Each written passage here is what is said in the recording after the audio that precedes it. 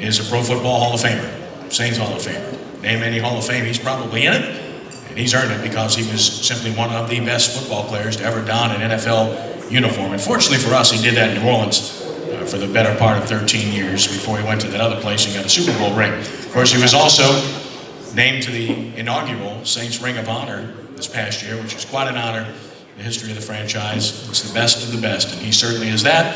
He's also co-host of our television show, Sports NOLA TV, Monday nights at 6 p.m. starting next Monday night. You want to tune in and watch because he does a great job. A great friend, my brother, Rickey Jackson. Rick?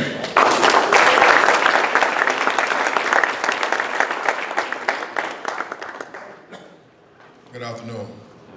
I tell you what, man, Ken asked me last week about coming here, and I was in Greenville, South Carolina yesterday playing golf, and I left there at 7 o'clock last night, and I drove all the way and got here just because I know Ken wanted me here.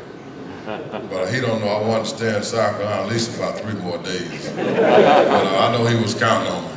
But you know, even like the first coach, I heard him talking about the players. I mean, I went to the University of Pittsburgh. We played Tulane and stuff. I mean, it wasn't no game, but we played Tulane.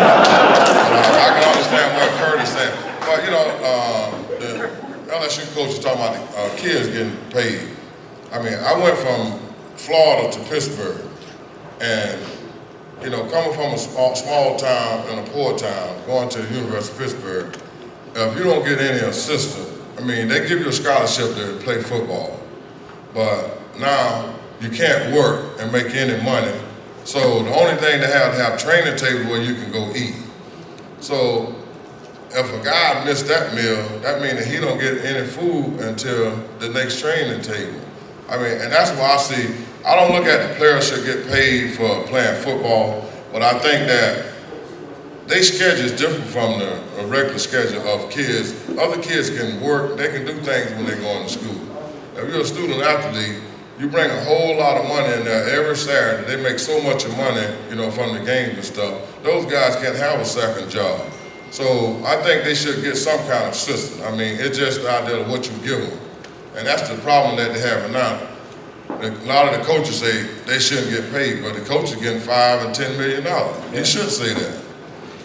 But I mean, you know, I think that the student athletes should at least get enough that they can eat and they ain't got to do illegal things. Just like, you know, you get a Reggie Bush or somebody, they got to go out and take money from somebody and stuff. You know what I mean? You don't want to have guys that go into every jackleg who say, I want to represent you, I'm gonna give you this kind of money just to let me be your agent or whatever. And then you don't want that guy. You know, a lot of guys take money from that guy knowing they ain't gonna never sign with him.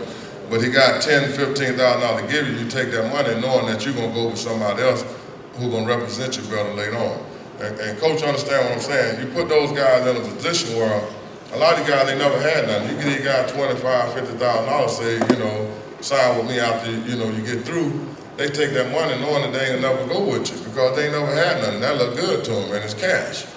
So, you know, that's why I say you can avoid some of that if you put the right system in where each player get a certain amount, they can't get no more. Now if you break the rules, you penalize. And that's what they need to do. Come up where I ain't got to go ask Ken, I ain't got no money in my pocket, I got to ask Ken for $300, $400, $500. You know, even though he got it, he'll give it to me, but I shouldn't be put in that position. That's all I'm saying.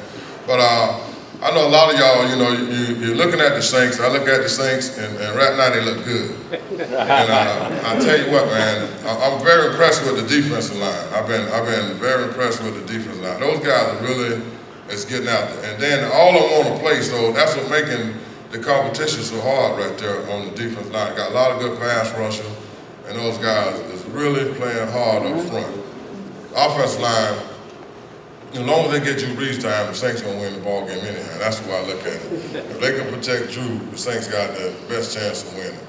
But they got to get home field advantage. You don't want to go to Seattle or San Francisco or none of those teams trying to play outdoors and play those teams or play in their home stadium. Because just like coming here to play the Saints when I was playing, you might can beat us on the road, but it's hard to beat us in that Superdome with that kneeler going and they can't hear the snap count. They can't audible, you know, and check the plays off. It make a whole big difference for the defense to get after people.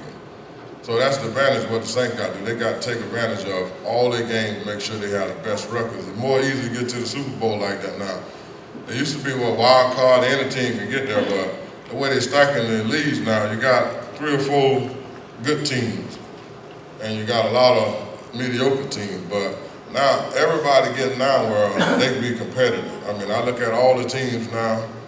Saints gonna have a lot of hard games this year, so they got to make sure that they take care of business where they can get home field advantage.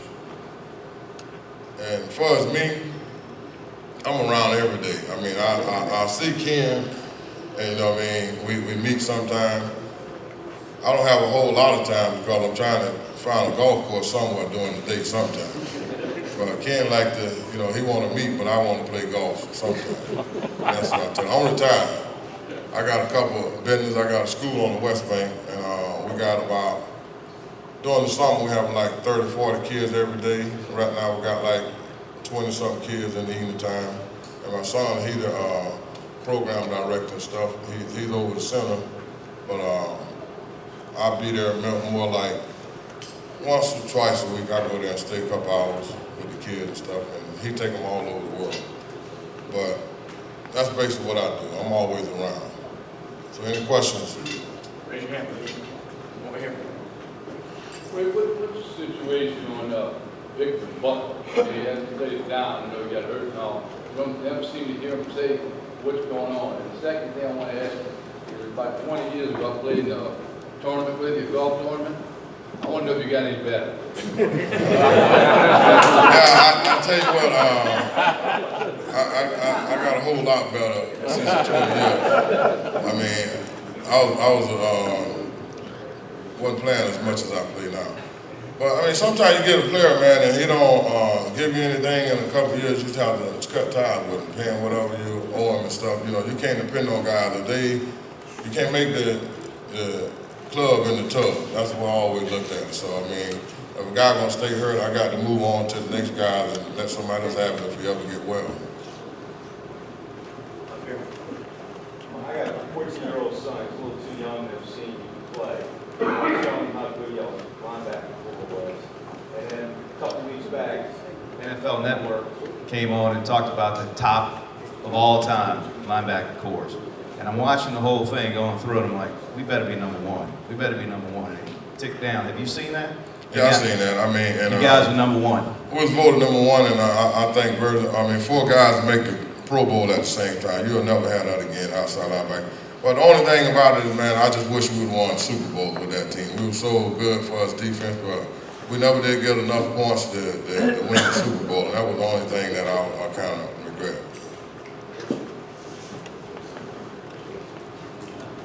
Rickey, Iggy, Cristiano, let me tell you, it's an honor just asking you a question. I like your jacket too. They hard to get.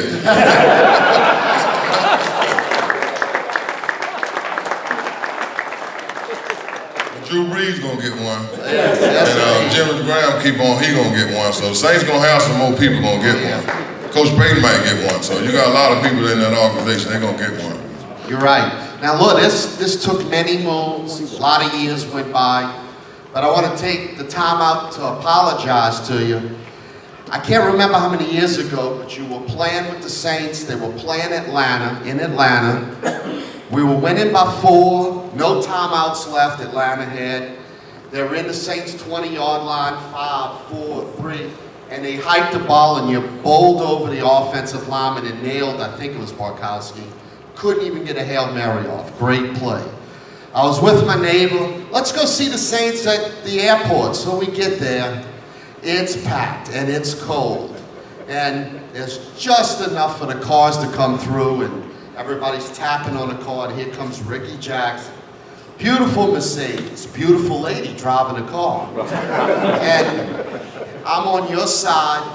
And he barely could fit, and the front wheel rolled over the tip of my shoe. And they were killing me. And I'm not trying to sue you. Hey, call Morris Bar. But I was jammed in, and I jumped on your car. And I was squeezed, so I jumped on, and all I could see is you punching a windshield. Sort of like with the same face you were tackling the quarterback. But so I do apologize. I hope I didn't. But great game anyway. Thank you. I mean, you know, anytime playing Atlanta, I hated those guys. I still hate Atlanta to this day. I mean, the Saints can let anybody beat them, but they can't let Atlanta beat them. I don't care what they do. What else? Raise your hand. Anyone? I see y'all got the Great Roe Brown back there with y'all today. Hey,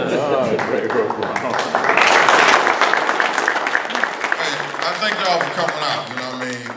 They got a quarterback club. I got to get Ken to get a linebacker club. He got a lot of great linebackers over there.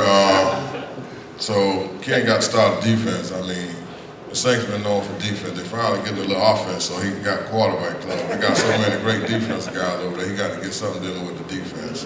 Thank y'all.